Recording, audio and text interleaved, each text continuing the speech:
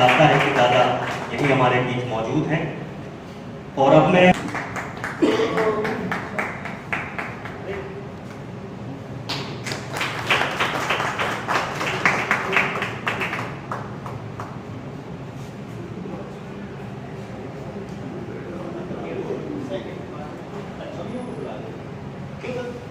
ठीक देंगे, चाहता हूं कि मैं भी उनके बारे में जो मेरे पास उपलब्ध जानकारी है उस आधार पर उनके बारे में भूमिका तैयार कर दूं, ताकि जब हमारे मुख्य वक्ता उन पर बोलने के लिए आए तो आपको बहुत सारी बातें मिलती हुई भी मिलेगी, बहुत सारी बातें अलग भी मिलेगी, ताकि बहुत सारी जानकारी और कोई पहलू कोई क्षेत्र आज हम ये कोशिश करेंगे कि उनका ना छोड़ें। और जो उर्दू शायरी से उनका ताल्लुक है बहुत कम है, ये हम सब जानते हैं, लेकिन जो है बहुत पुख्ता है, तो हम उस बारे में भी उनकी बात करेंगे।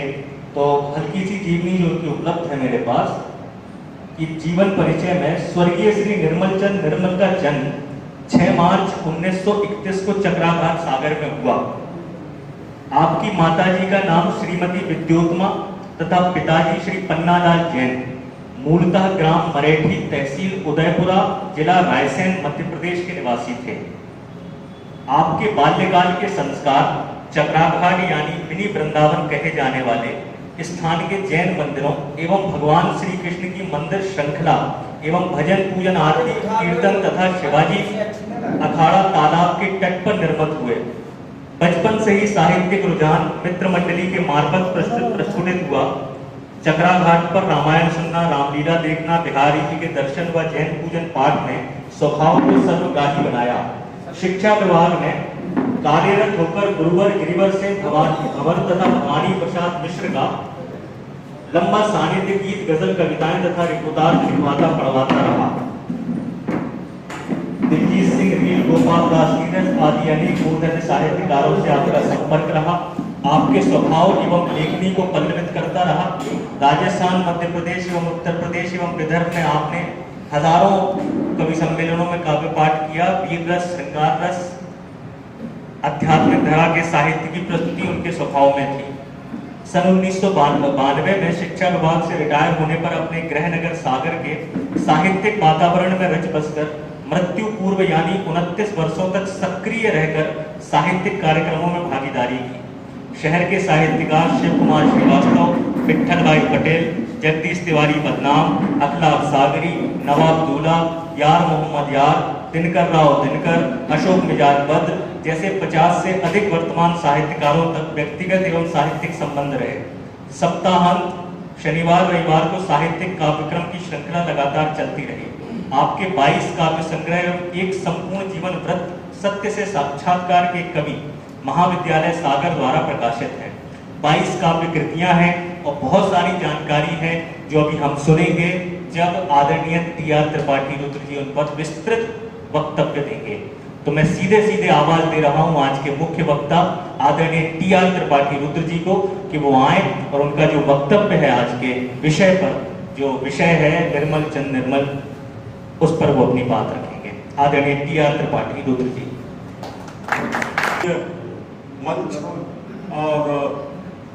मध्य प्रदेश उर्दू अकादमी, मध्य प्रदेश संस्कृति परिषद, संस्कृत विभाग भोपाल के तत्वाधान में आज ये जो कार्यक्रम आयोजित हो रहा है, मुझे इस बात की बहुत प्रसन्नता है कि कार्यक्रम निर्मल जी पर केंद्रित है।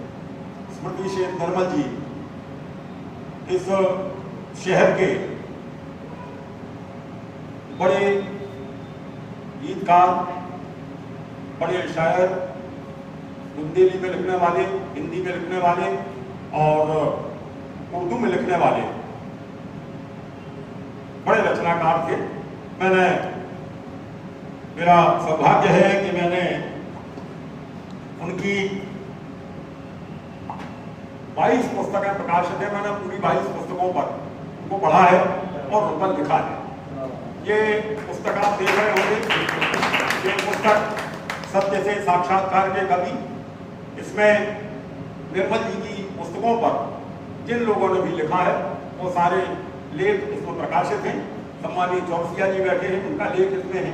डॉक्टर सुरेशाचार्य जी का लेख है, और भी हमारे बहुत सारे साथी जिन्होंने उन पर लिखा है, उन सबके लेख इसमें शामिल हैं। और जब ये किताब प्रकाशित हुई उस समय तक दादा की 17 पुस्तकें प्रकाशित थी। उन 17 पुस्तकों पर आलेख मेरे इसमें प्रकाशित थे। बाकी उसके बाद की जो उनकी पुस्तकें हैं उन पर आलेख, अब चूंकि ये पुस्तक निकल गई थी तो मेरे पास मैंने उन पर लिखा है। और दैनिक आचरण जो है सागर का अखबार ऐसा अखबार है कि वो लगातार समीक्षाएं प्रकाशित कर देता है। समीक्षा निश्चित रूप से बड़ी होती है, तो जो संपादकीय वाला पृष्ठ होता है उसमें वो समीक्षाएं प्रकाशित होती हैं और लगभग सारी समीक्षाएं आचरण में छपी हुई है इस किताब में। ये उनकी पुस्तक है और मैं सबसे पहले उनकी पुस्तकों के नाम आपके सामने पढ़ना चाहता हूँ जो उनकी 22 काव्य संग्रह उनके हैं। पहला संग्रह था उठाओ कुदाली, दूसरा संग्रह और कुछ नहीं हुआ, तीसरा संग्रह गीत वही लिख पाता है, चौथा संग्रह गीत है ये जिंदगी। इनमें गीत ही गीत है इन पुस्तकों में। पांचवा संग्रह है कुछ ऐसे लोग हुआ करते, छठवां है याद नहीं किसी, सातवां है जुगनुओं के पास भी ईमान है, आठवां है पसीना बोलता है, नौवां है गुड़िया पूछ रही मम्मी से, 10वां है प्रेम रूपी रंग कितने, 11वां संग्रह है लवणांक, 12वां संग्रह है आगे कौन बढ़े, 13वां संग्रह है प्रीत के सुख तो गंधेरे, 14वां संग्रह है मील के पत्थर नहीं कोई, 15वां संग्रह है एक पहाड़ निर्माण के विषय, 16वां संग्रह है निर्मल सत्सई, 17वां संग्रह है त्रिधारा, 18वां संग्रह है कबीरा खोजत फिरत मुकाम, 19वां संग्रह है विविधा, 20वां संग्रह है दौड़ धूप केवल स्थायी, 21वां संग्रह है जगत मेला चला चल का और ये 22वां संग्रह है गीत तुम्हारे स्वर मेरा है। 23वां अंतिम किस्त जो है वो रचनाओं का प्रकाशन उनके चिरंजीव भाई डॉक्टर नलिन जैन ने किया है। तो ये जो पुस्तकें उनकी हैं इन सारी पुस्तकों का अध्ययन मैंने किया है और मेरी जो जितनी बुद्धि अल्प बुद्धि जो मेरी चल सकी, जितना मैं सोच सकता था कविताओं के बारे में, उनकी रचनाओं के बारे में, तो उन पर मैंने बाकायदा अपनी टिप्पणियाँ दी है। मैंने एक छोटा सा आलेख तैयार किया, उसका वाचन मैं कर रहा हूँ और उसके बाद कुछ बातें और करूँगा। तो सबसे पहले तो मैं, जैसा मैंने कहा कि मध्य प्रदेश उर्दू अकादमी, मध्य प्रदेश संस्कृति परिषद और हमारे सागर के ये साथी, ये सब इनके प्रति मेरी कृतज्ञता है जो उन्होंने मुझे निर्मल जी पर केंद्रित इस कार्यक्रम में बोलने का अवसर प्रदान किया। आपके प्रति मैं कृतज्ञता ज्ञापित करता हूँ। किसको रोटी मिली है, भूखा सोया कौन, प्रश्नों के अंबार हैं उत्तर सारे मौन। ये दोहा निर्मल जी का दोहा है। ये दोहा दिल्ली के एक बड़े प्रगतिशील कवि सुदामा पांडे धूमिल को आप लोगों ने पढ़ा होगा, सुना होगा, पढ़ा नहीं होगा तो सुना होगा। धूमिल दिल्ली के वे कवि हैं जिनकी कुल जमा 3 पुस्तकें प्रकाशित हैं। पहली पुस्तक का नाम है संसद से सड़क तक, दूसरी पुस्तक का नाम है सुदामा पांडे का प्रजातंत्र और तीसरी पुस्तक जो उनके मृत्यु के बाद उनके बेटे ने प्रकाशित कराई, कल सुनना मुझे। ये 3 पुस्तकें प्रकाशित हैं। बड़ी मुहावरेदार भाषा है। धूमिल कहते हैं कि एक आदमी रोटी बेलता है, एक दूसरा आदमी रोटी खाता है, एक तीसरा आदमी और है जो न रोटी बेलता है न रोटी खाता है वरन रोटी से खेलता है। वह तीसरा आदमी कौन है? इस विषय पर हमारे देश की संसद मौन है।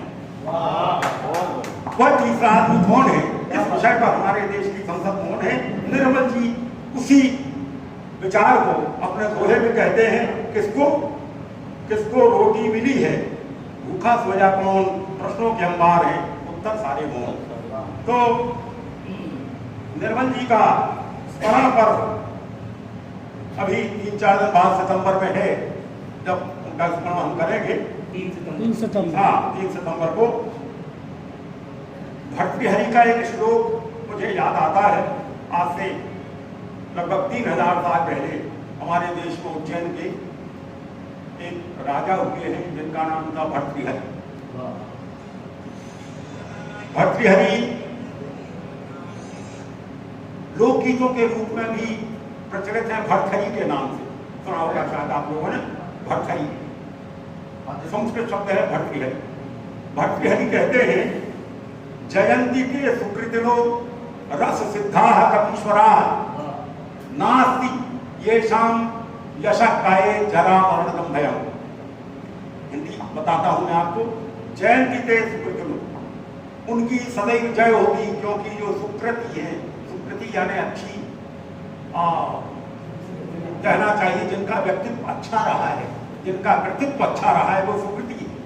जयंती ते सुकृतिनो रस सिद्धा कवीश्वरा, जिनको रस सिद्ध है और जो कवियों के ईश्वर, कवियों के स्वामी हैं, ऐसे लोग जो हैं नास्ति तेषाम यशः काये, उनकी यश रूपी काया, शरीर तो चला जाता है, देहांत हो जाता है, मृत्यु हो जाती है।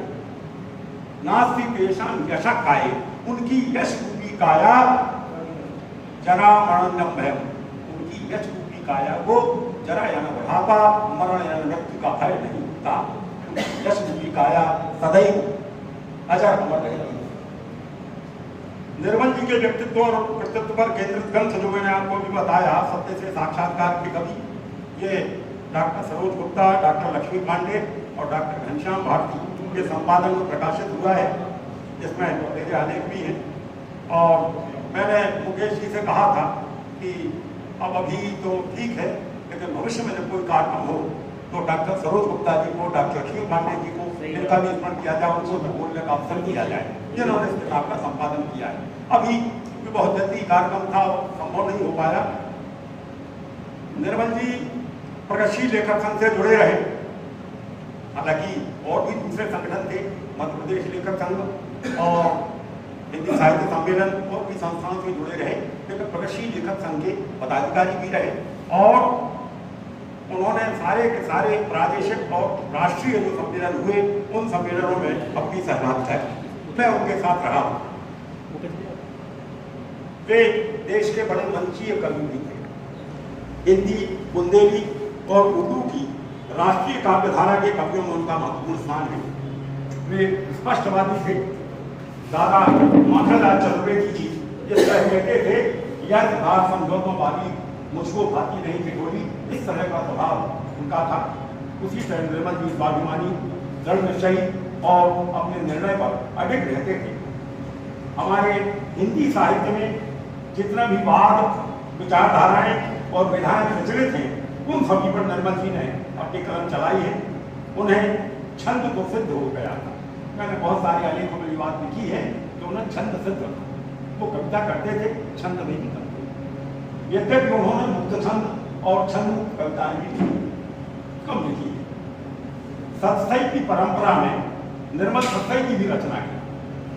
उन्हें देश में अनेक सम्मान मिले और दूरदर्शन, आकाशवाणी के अनेक केंद्रों से उनकी रचनाओं का प्रसारण आज भी होता रहता है, क्योंकि दूरदर्शन, आकाशवाणी ये जब पारिश्रमिक देते हैं, इसका मतलब है तो वह रचना वो उनकी हो जाती है और वो कभी भी उसको प्रसारित करते रहते हैं।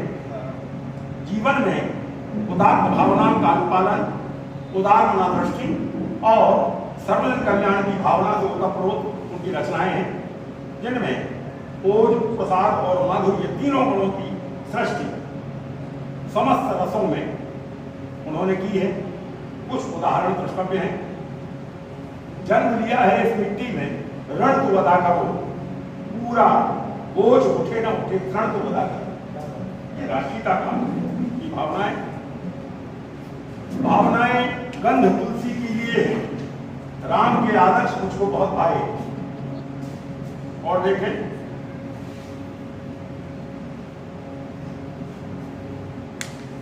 जो सतत चमके उन्हीं का यश नहीं, जुगनुओं के बाद भी ईमान है। जो सतत चमके उन्हीं का यश नहीं, जुगनुओं के बाद भी ईमान है।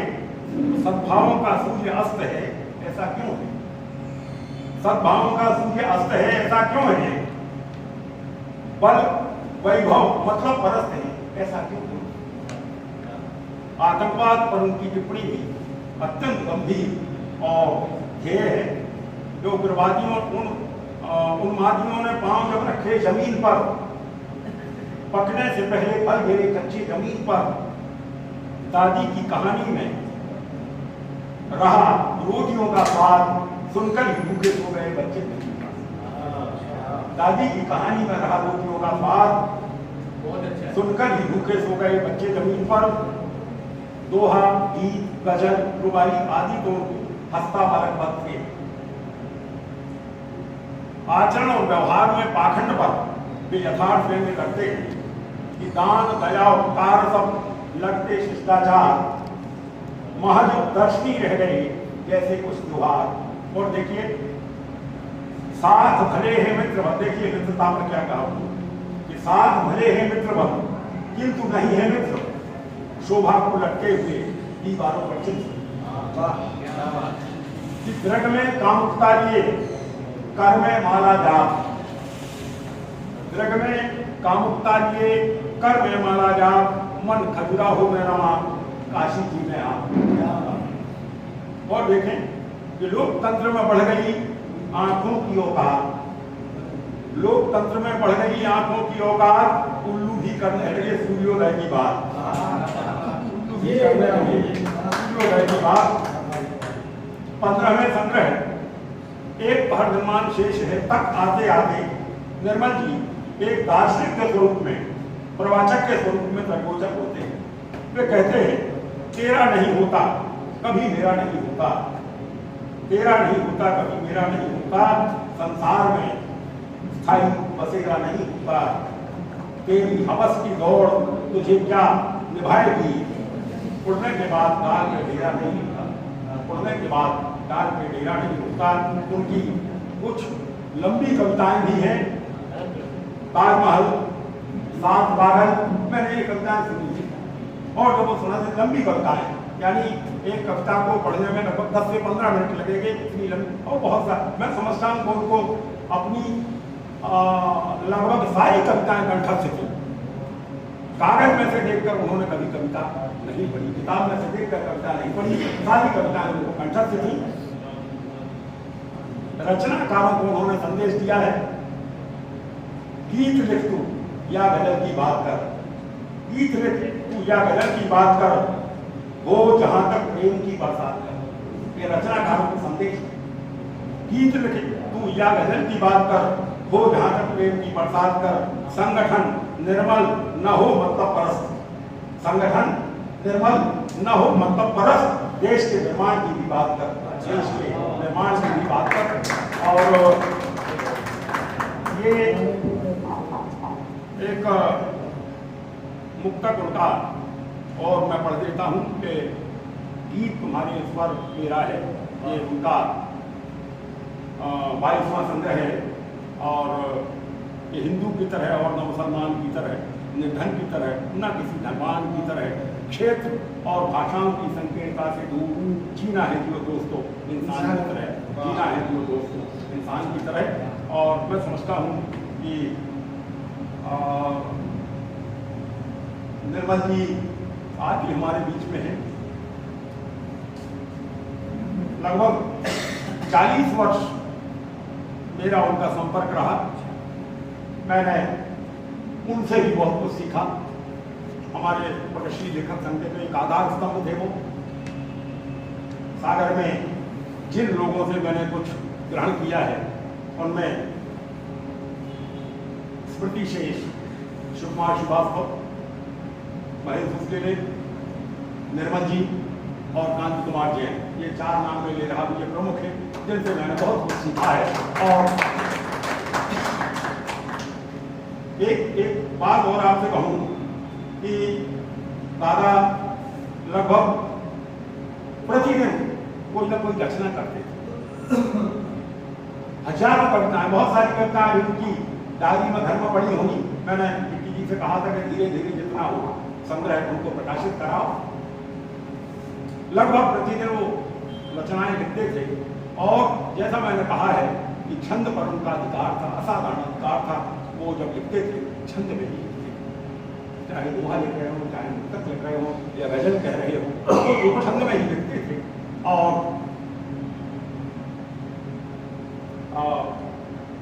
तहत में ही पढ़ते थे। साथ ही बहुत कम उन्होंने तरन्नुम में अपनी प्रस्तुति दी है। आज हम उनका स्मरण कर रहे हैं। इस बार में पुनः मंच पर विराजे मध्य प्रदेश उर्दू अकादमी, मध्य प्रदेश संस्कृति परिषद और उससे पधारे हमारे जो वहाँ के पदाधिकारी हैं वो यहाँ पधारे उनके प्रति एक बार पुनः कृतज्ञता व्यक्त करता हूँ।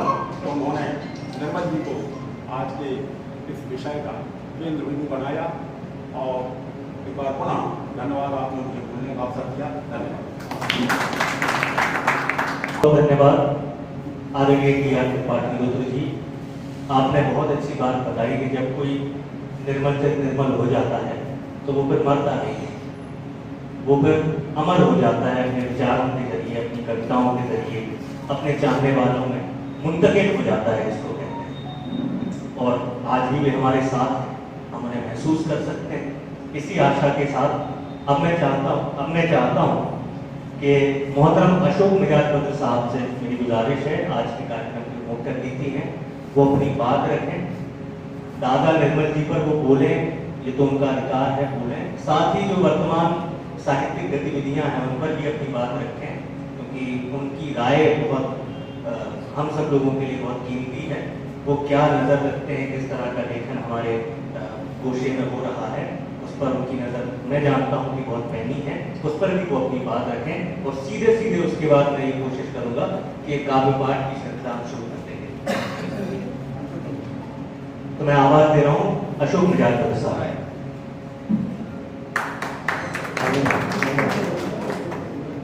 आदरणीय यूनिवर्सिटी की जबलपुर से पधारे अध्यक्ष महोदय, आज के दुबे की अरुण दुबे की, मुख्य वक्ता डॉक्टर TR त्रिपाठी रुद्र जी, नवीन जी और दो संचालक वय आदर्श दुबे और मुकेश एवं सामने विराजित परम पूज्य हमारे गुरुदेव श्री लक्ष्मी नारायण चौरसिया, हमारे साथ में सभी भाई क्रांति के बारे में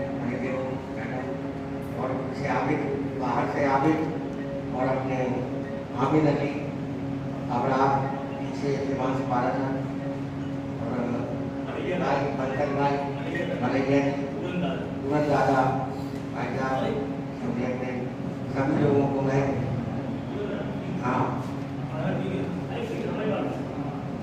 कुल मिलाकर के कहना ये चाहता हूँ कि इस प्रोग्राम का जो मकसद है वो अगर समझ में आ जाए तो इस प्रोग्राम की शायद औचित्य रहेगा। इस प्रोग्राम का जब डिजाइन किया गया था, ये प्रोग्राम हम लोगों के समय में, पुराने समय में, जो प्रतिभाएं हैं जिले स्तर पर, गांव में जो लोग हैं शायरी करते हैं, वो इससे जुड़े, उर्दू अकेडमी से जुड़े और उनका रजिस्ट्रेशन भी बाकायदा किया गया था, उनका रजिस्ट्रेशन भी है बाकायदा। तो आज मध्य प्रदेश उर्दू अकेडमी में अगर एक आदमी जरा सा भी शेर कह रहा है, भले को उनके यहाँ हिंदी और उर्दू का भी भेद नहीं, भले वो हिंदी में कह रहा है तो भी रजिस्टर है। ये उर्दू अकेडमी ने जो बड़ा एक काम किया है और साहित्यकार को बनाई है, और उन्होंने ये साफ कहा है कि ये सिर्फ प्लेटफॉर्म हमने आपको दिया है, अब जिस दिए में ज्ञान होगी वो दिया रह जाएगा। यानी जो यहाँ मेहनत करेगा, जो यहाँ से परफॉर्म अच्छा करेगा, अच्छा लिखेगा, त्रिपाठी से अच्छा पढ़ेगा, वो यहाँ से क्लिक होकर चला जाएगा। तो एक रनवे की तरह गोष्ठियाँ जो है वो हमेशा रहने के लिए नहीं, ये एक रनवे की तरह है। इस पर आइए, आप अपना हुनर दिखाइए, पढ़िए और छा जाइए और अपने आप आपको कोई ले जाएगा ऊपर, या तो आप स्वतः बुलाए जाएंगे या कोई आपको ले जाएगा। ये है इस प्रोग्राम का उद्देश्य, क्योंकि बार बार तो आपको मिलेंगे नहीं चांस। शुरू में 2 5 4 5 6 साल और हर आदमी तो उठाया जाता है, मंच लिए जाते हैं, लेकिन जब वो धीरे धीरे पता चल जाता है कि नहीं अब इनका जो है सबको नहीं आ रहा, तो प्रचार बंद कर ले जाते। तो इन गोष्ठियों का जो मेन मकसद है, जिसके लिए मैं हम लोग खड़ा हूँ, वो यही है कि आपको यहाँ आकर अपना बेस्ट से बेस्ट लिखा जो आपने वो पढ़ना है, परफॉर्मेंस उससे ज़्यादा करना है, क्योंकि परफॉर्मेंस का बहुत ज़्यादा महत्व है आजकल की डेट में। जैसा कि माहौल चल रहा है, आदर्श ने कहा था कि आज के मॉडर्न माहौल के बारे में भी पता है। तो ये दो चीजें हैं, लिखा भी बढ़िया गया, पढ़ा भी बढ़िया गया। तो ये रंगते हैं और ये आपको उनकी मौका है। और हर साल आता है, नए नए लोग जुड़ते हैं, पुराने का नाम नहीं आता, नए नए फिर जुड़ जाते हैं, फिर नए जुड़ जाते हैं। तो इस तरह से ये जो उर्दू अकेडमी का है, आज मैंने यहाँ तो बताया। ठीक है। और जो मैंने कहा ना कि अगर आप अच्छा लिखेंगे, अच्छा पढ़ेंगे तो लोग आपको ले जाएंगे। एक दिन ऐसा भी था जब इसी शहर से मुझे बद्र साहब ने उंगली पकड़ के ले गए, आज आदर कुमार विश्वास पकड़ के ले गए। तो ऐसे उदाहरण के रूप में बता रहा हूँ कि यदि आप में जिस दिए में जान होगी वो दिया रह जाएगा। फिर किसी के भी साथ से कुछ नहीं होता, फिर आपको अपना करके दिखाना पड़ेगा, अपना पाँव जमाने पड़ेंगे और आपको सिद्ध करना पड़ेगा अपने आप को। तब जाके आपको एक शख्सियत बनेगी जो 40, 50, 60 साल तक हम लोग तक आपको काम पाएंगे। मैं सिर्फ इतना ही कहना चाहता हूँ और मैं सबको शुभकामनाएं देता हूँ। जितने भी लोग आए हैं बहुत अच्छा पढ़ेंगे और जैसे हम लोग सब निकल के गए यहाँ से, आपको लिए मैं दुआ करता हूँ कि आप लोग बनाएं। और अपने भाई हमारे संचालक जो है श्री मुकेश जी को देना चाहता हूँ। लिखेगा उसकी लिखावट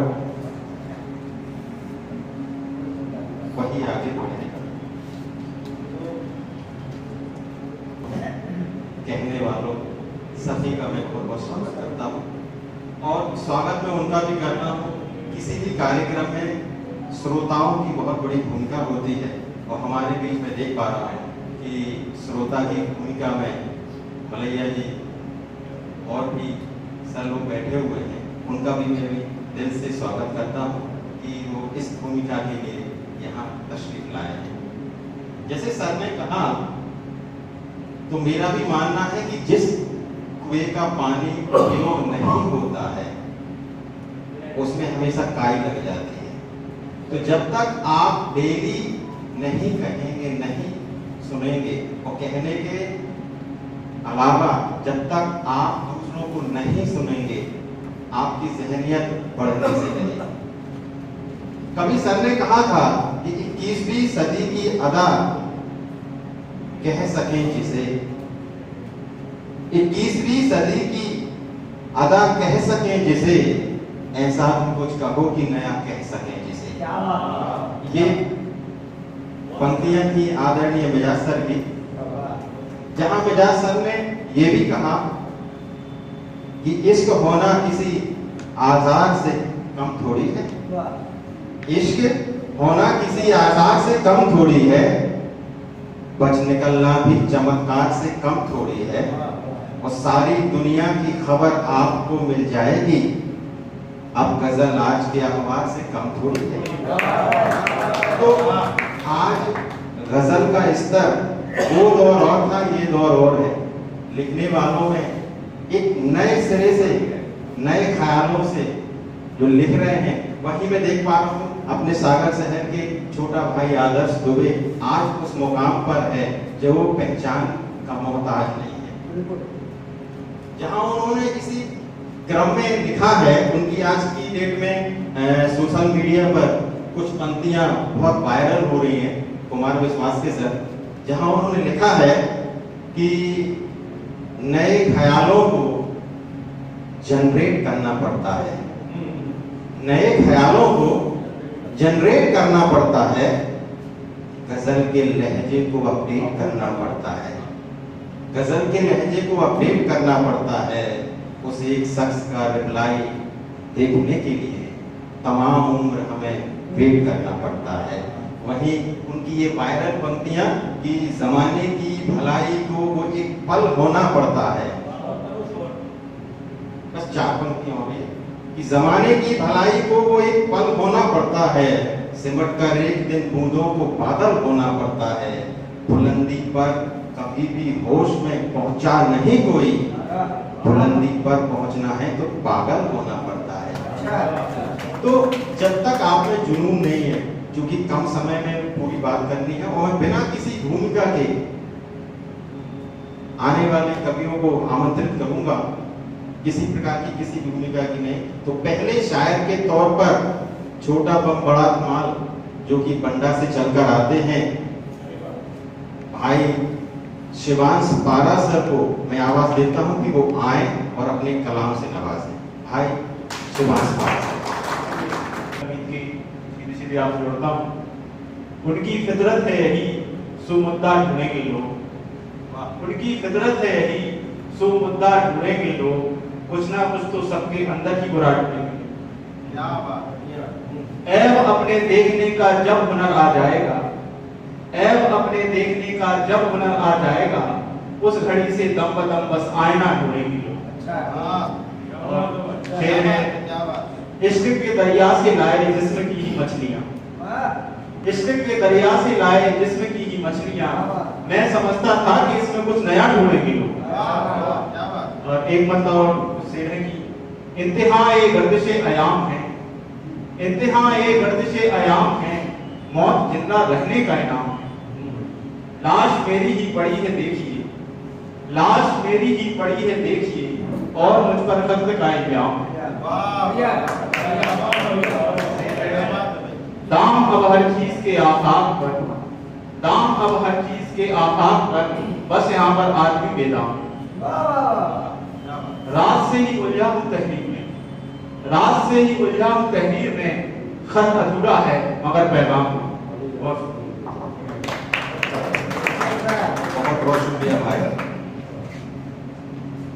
अभी मिजाज सर ने कहा आप जो लिख रहे हैं वो तो ठीक है, लेकिन परफॉर्मेंस भी बहुत मायने रखती है, इसीलिए इस चीज का भी ख्याल रखें कि परफॉर्मेंस जितनी बेहतर होगी आपके आगे बढ़ने के चांस भी बढ़ते हैं। तो इसी क्रम में मैं आगे मखमली आवाज के धनी, जो कि बहुत खूबसूरत गजल कहते भी हैं, तो मैं आवाज देता हूं कि बलबीर बेबस जी आए और अपनी मधुर आवाज में आज का माहौल बनाएं। आइए बलबीर साहब।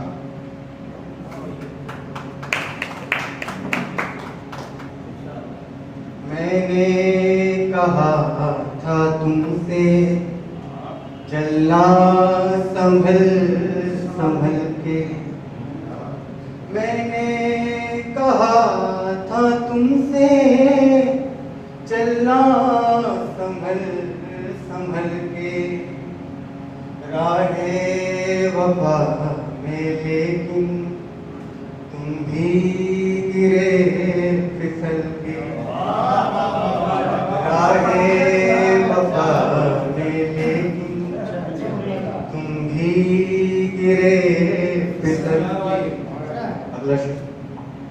आंखें दिखा रही है महलों को शान मेरी, आंखें दिखा रही है महलों को शान मेरी, जिस दिन से आए हैं वो कुटिया में चल के, जिस दिन से आए हैं वो कुटिया में चल के। अल्लाह पाके जरा सी शोहरत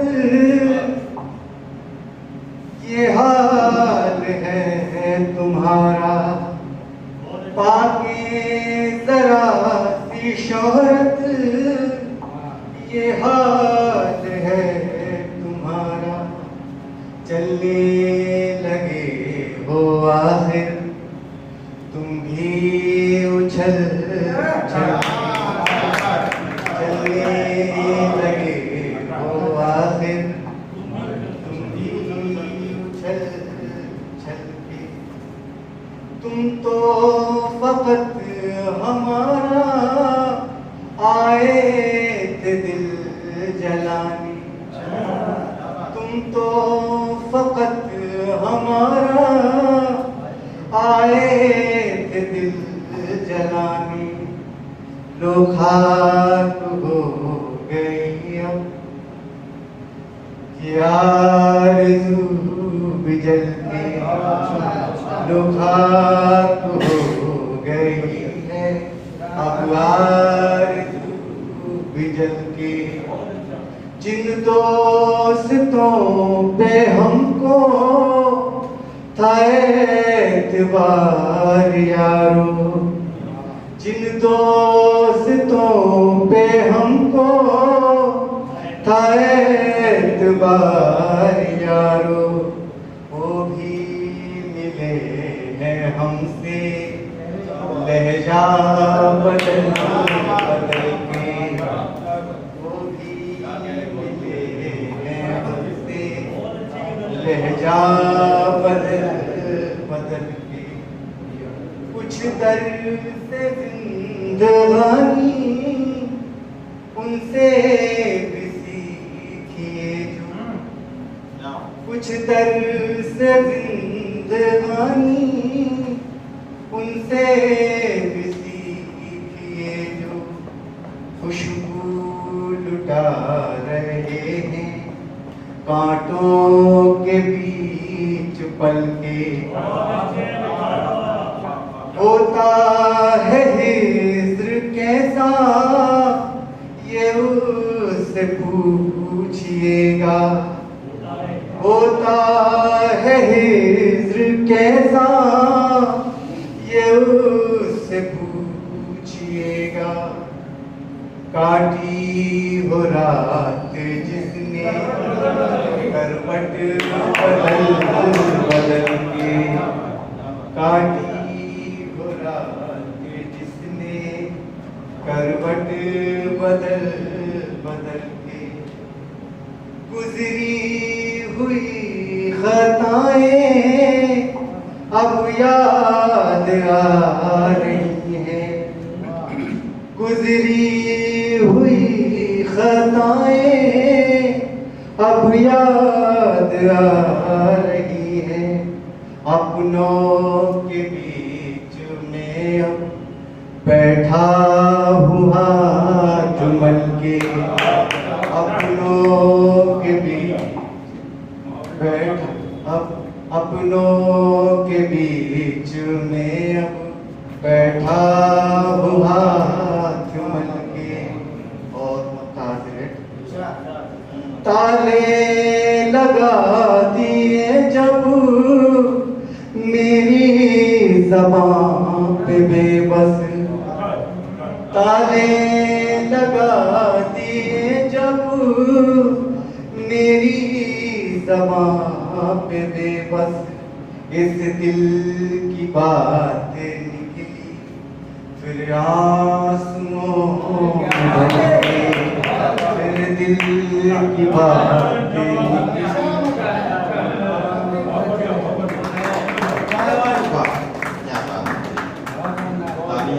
बता रहे थे खूबसूरत कलाम के बाद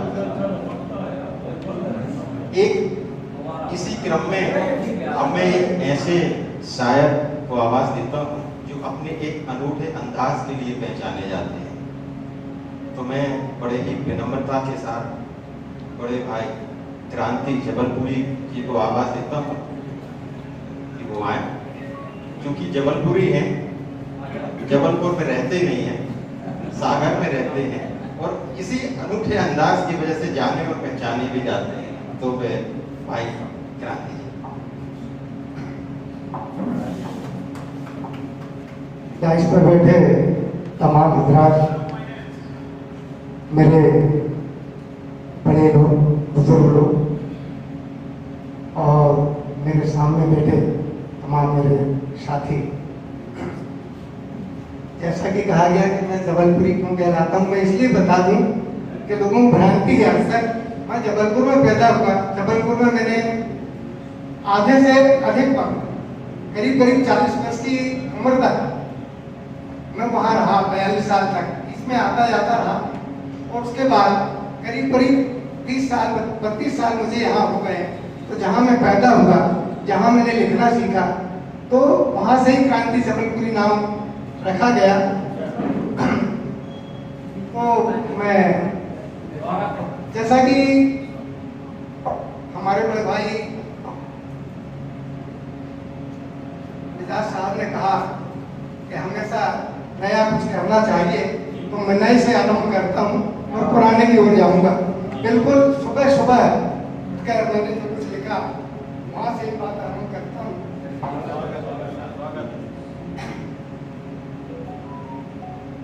छा गई हैं बहारें तुम्हारे लिए, छा गई हैं बहारें तुम्हारे लिए, गोपियां राह तकती तुम्हारे लिए। छा गई हैं बहारें तुम्हारे लिए।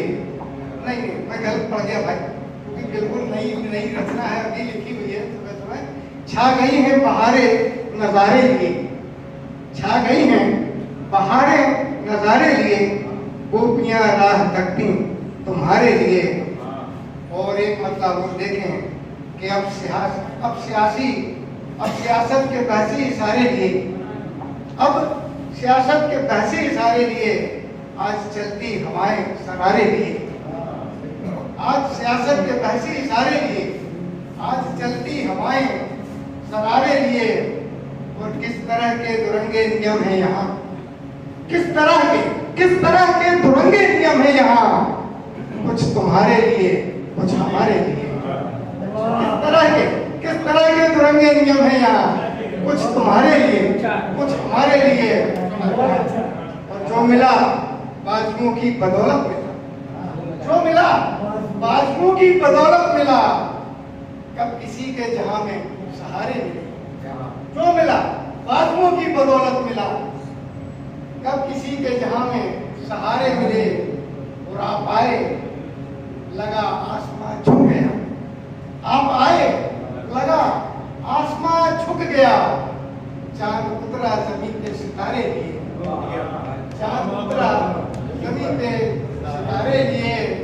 और घर में होंगे तो लारे वकील कारियां, घर में होंगे तो लारे वकील कारियां, जिंदगी बन के आओ हमारे लिए।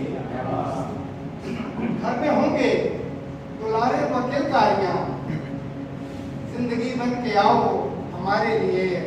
और मतलब देखें कि सस्ते सवाल पूछना, सस्ते सवाल पूछना, महंगे सवाल दे, दानिश्वरों के होश जो सकते में डाल दे। सस्ते सवाल पूछ मत, सस्ते सवाल पूछना, महंगे सवाल दे, दानिश्वरों के होश जो सकते में डाल दे।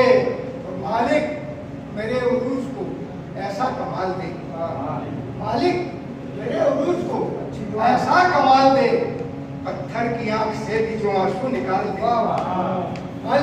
मालिक मेरे उरूज को ऐसा कमाल दे, पत्थर की आंख से भी जो आंसू निकाल दे। और लफ्जों में मेरे दर्द का ऐसा उबाल दे, लफ्जों में मेरे दर्द का ऐसा उबाल दे, मुर्दा भी कब्र फाड़ के चीखें निकाल दे। लफ्जों में मेरे दर्द का ऐसा उबाल दे, मुर्दा भी कब्र फाड़ के चीखें निकाल दे। और सहरे अदब में इस तरह हरकत न कीजिए, सहरे अदब में इस तरह हरकत न कीजिए, जो गांव में अल्ताफ की पगड़ी उछाल दे, गांव में अल्ताफ की पगड़ी उछाल दे। और ये भी देखें कि टुकड़े किसी के दिल के मैं कैसे करूंगा,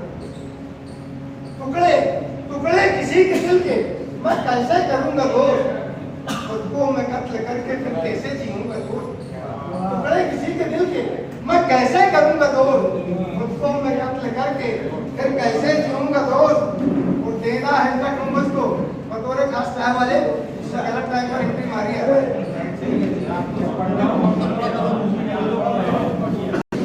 खुद को मैं कत्ल करके फिर कैसे जीऊंगा दोस्त।